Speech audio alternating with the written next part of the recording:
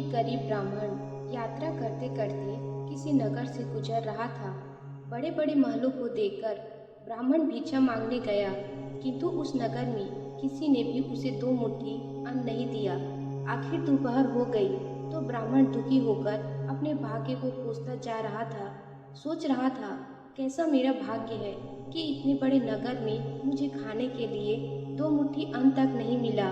रोटी बनाकर खाने के लिए 2 मुट्ठी आटा तक नहीं मिला। इतने में एक सिद्ध संत की निगाह उस ब्राह्मण पर पड़ी। उन्होंने ब्राह्मण की बड़बड़ाहट सुन ली। वे बड़े पहुँचे हुए संत थे। उन्होंने कहा, हे गरीब ब्राह्मण, तुम मनुष्य से भिक्षा मांगो, पशु क्या जाने भिक्षा देना। ये सुनकर ब्राह्मण दंग रह गया और कहने लगा, हे महात्मन, आप क्या कह रहे हैं? बड़े बड़े महलों में रहने वाले मनुष्य से ही मैंने भिक्षा मांगी है। महात्मा बोले, नहीं ब्राह्मण, मनुष्य शरीर में दिखने वाले वे लोग भीतर से मनुष्य नहीं हैं। अभी भी वे पिछले जन्म के हिसाब से ही जी रहे हैं। कोई शेर की योनि से आया है तो कोई कुत्ते की योनि से आया है, कोई हिरण की योनि से आया है तो कोई गाय या भैंस की योनि से आया है। उनकी आकृति मानव शरीर की जरूर है, किंतु अभी तक उनमें मनुष्य तत्व का निखार नहीं है। और जब तक मनुष्यत्व नहीं निखरता तब तक दूसरे मनुष्य के पीड़ा का पता नहीं चलता। दूसरे में भी मेरा प्रभु ही है, ये ज्ञान नहीं होता। तुम मनुष्यों से नहीं, पशुओं से भिक्षा मांग रहे हो। ब्राह्मण का चेहरा दुख व निराशा से भरा था। सिद्ध पुरुष तो दूरदृष्टि के धनी होते हैं। उन्होंने कहा, देखो ब्राह्मण, मैं तुम्हें ये चश्मा देता हूँ, इस चश्मे को पहन कर जाओ और कोई भी मनुष्य दिखे उससे भिक्षा मांगना, फिर देखना क्या होता है। वो दरिद्र ब्राह्मण जहाँ पहले गया था वहीं पुनः गया और योग सिद्ध वाला चश्मा पहनकर गौर से देखा। ओहो, वाकई कोई कुत्ता है, कोई बिल्ली है तो कोई बघीरा है। आकृति तो मनुष्य की है, लेकिन संस्कार पशुओं के हैं। मनुष्य होने पर भी मनुष्यत्व के संस्कार नहीं है। घूमते घूमते वो ब्राह्मण थोड़ा सा आगे गया तो देखा कि एक मोची जूते सिल रहा है। ब्राह्मण ने उसे गौर से देखा तो उसमें मनुष्यत्व का निखार पाया। ब्राह्मण ने उसके पास जाकर कहा, भाई, तेरा धंधा तो बहुत हल्का है और मैं हूँ ब्राह्मण। रीति रिवाज एवं कर्म कांड को बड़ी चुस्ती से पालता हूँ। मुझे बड़ी भूख लग रही है, इसलिए मैं तुमसे मांगता हूँ, क्योंकि मुझे तुझ में मनुष्यत्व दिखा है। उस मोची की आंखों से टप टप आंसू बरसने लगे। वो बोला, हे प्रभु, आप भूखे हैं। हे मेरे भगवान, आप भूखे हैं। इतनी देर से आप कहाँ थे? ये कहकर मोची उठा एवं जूते सिलकर जो आना 2 आना वगैरह जो इकट्ठे किए थे उस चिल्हर को लेकर हलवाई की दुकान पर पहुंचा और बोला, हलवाई भाई, मेरे इन भूखे भगवान की सेवा कर लो। ये चिल्हर यहाँ रखता हूँ। जो कुछ भी सब्जी, पराठे, पूरी आदि दे सकते हो वो इन्हें दे दो। मैं अभी जाता हूँ। ये कहकर मोची भागा और घर जाकर अपने हाथ से बनाई हुई एक जोड़ी जूती ले आया एवं चौराहे पर उसे बेचने के लिए खड़ा हो गया। उस राज्य का राजा जूतियों का बड़ा शौकीन था।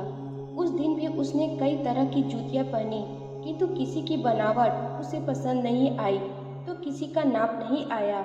2-5 बार प्रयत्न करने पर भी राजा को कोई पसंद नहीं आई तो राजा मंत्री से क्रुद्ध होकर बोलता है, अगर इस बार ढंग की जूती लाया तो जूती वाले को इनाम दूंगा और ठीक नहीं लाया तो मंत्री के बच्चे तेरी खबर ले लूंगा। दैव योग से मंत्री की नज़र इस मोची के रूप में खड़े असली मानव पर पड़ गई, जिसमें मानवता खिली थी, जिसकी आंखों में कुछ प्रेम के भाव थे, चित्त में दया करुणा थी। ब्राह्मण के संत का थोड़ा रंग लगा था। मंत्री ने मोची से जूते ले ली एवं राजा के पास ले गया। राजा को वो जूती एकदम फिट आ गई, मानो वो जूती राजा के नाप की ही बनी थी। राजा ने कहा, ऐसी जूती तो मैंने पहली बार ही पहन रहा हूँ। किस मोची ने बनाई है ये जूती? मंत्री बोला, हुजूर, ये मोची बाहर ही खड़ा है। मोची को बुलाया गया। उसको देखकर राजा की भी मानवता थोड़ी खुली। राजा ने कहा, जूती के तो 6 रुपए होते हैं, किंतु ये 6 रुपए वाली नहीं है, 600 रुपए वाली जूती है। जूती बनाने वाले को 600 और जूती के 600, कुल 1200 इसको दे दो। मोची बोला, राजा जी, तनिक ठहरिए, ये जूती मेरी नहीं है, जिसकी है उसे मैं अभी ले आता हूँ। मोची जाकर विनयपूर्वक उस ब्राह्मण को राजा के पास ले आया एवं राजा से बोला, राजा जी, ये जूती इन्हीं की है। राजा को आश्चर्य हुआ। वो बोला, ये तो ब्राह्मण है, इसकी जूती कैसे? राजा ने ब्राह्मण से पूछा तो ब्राह्मण ने कहा, मैं तो ब्राह्मण हूँ, यात्रा करने निकला हूँ। मोटी जूती तो तुम बेच रहे थे। इस ब्राह्मण ने जूती कब खरीदी और बेची? मोची ने कहा, राजन, मैंने मन में ही संकल्प कर लिया था कि जूती की जो रकम आएगी वो इन ब्राह्मण देव की होगी। जब रकम इनकी है तो मैं इन रुपयों को कैसे ले सकता हूँ, इसलिए मैं इन्हें ले आया हूँ।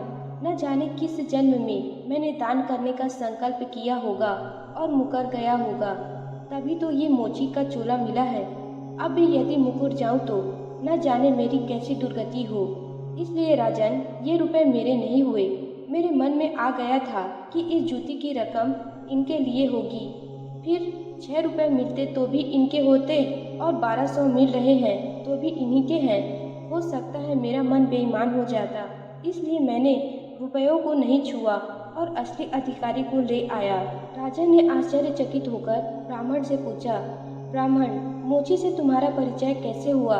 ब्राह्मण ने सारी आप बीती सुनाते हुए सिद्ध पुरुष के चश्मे वाली बात बताई और कहा कि राजन, आपके राज्य में पशुओं के दर्शन तो बहुत हुए, लेकिन मनुष्यत्व का अंश इन मोची भाई में ही नजर आया। राजा ने कौतूहलवश कहा, लाओ वो चश्मा जरा हम भी देखें। राजा ने चश्मा लगाकर देखा तो दरबारियों में उसे भी कोई सियार दिखा तो कोई हिरण, कोई बंदर दिखा तो कोई बीज। राजा दंग रह गया कि यह तो पशुओं का दरबार भरा पड़ा है। उसे हुआ कि ये सब पशु है तो मैं कौन हूँ। उसने आईना मंगवाया एवं उसमें अपना चेहरा देखा तो शेर। उसके आश्चर्य की सीमा न रही। ये सारे जंगल के प्राणी और मैं जंगल का राजा शेर, यहाँ भी इनका राजा बन बैठा हूँ। राजा ने कहा, ब्राह्मण देव, योगी महाराज का ये चश्मा तो बड़ा गजब का है। वे योगी महाराज कहाँ होंगे? ब्राह्मण बोले, कहीं चले गए। ऐसे महापुरुष कभी कभी ही और बड़ी कठिनाई से ही मिलते हैं। श्रद्धावान ही ऐसे महापुरुषों से लाभ उठा पाते हैं। बाकी तो जो मनुष्य के चोले में पशु के समान है, वे महापुरुष के निकट रहकर भी अपनी पशुता नहीं छोड़ पाते। ब्राह्मण ने आगे कहा, हे राजन, अब तो बिना चश्मे के भी मनुष्यत्व को परखा जा सकता है। व्यक्ति के व्यवहार को देखकर ही पता चल सकता है कि वो किस योनि से आया है। एक मेहनत करे और दूसरा उस पर हक जताए तो समझ लो कि वो सर्प की योनि से आया है, क्योंकि बिल खोदने की मेहनत तो चूहा करता है, लेकिन सर्प उसको मारकर बिल पर अपना अधिकार जमा बैठता है।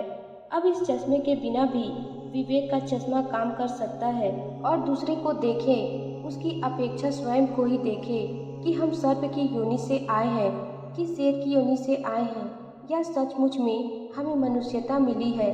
यदि पशुता बाकी है तो वो भी मनुष्यता में बदल सकती है। यह भी तब संभव होगा जब आप अपने समय की कीमत समझेंगे। मनुष्यत्व आए तो एक एक पल को सार्थक किए बिना आप चुप नहीं बैठेंगे। पशु अपना समय ऐसे ही गंवाता है। पशुत्व के संस्कार पड़े रहेंगे तो आपका समय बिगड़ेगा, अथवा पशुत्व के संस्कारों को आप बाहर निकालिए एवं मनुष्यत्व के संस्कारों को उभारिए। ये फिर सिद्ध पुरुष का चश्मा नहीं वरन अपने विवेक का चश्मा ही कार्य